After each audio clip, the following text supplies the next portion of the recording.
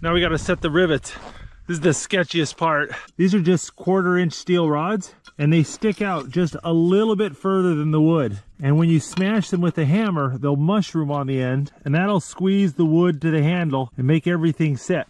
But if you smash the wood instead of the metal, you'll split the wood.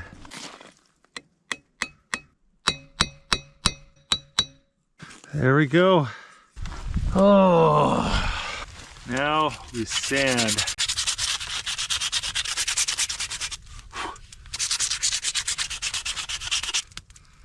Looking pretty good.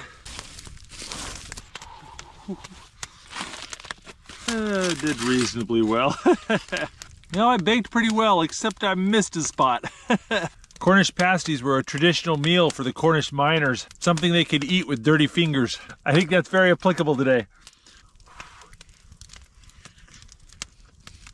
Got beef, carrot, and parsnips. It's good. Oh, that was really good.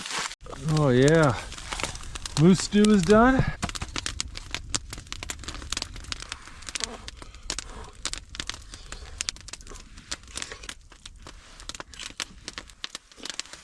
Oh, that was good.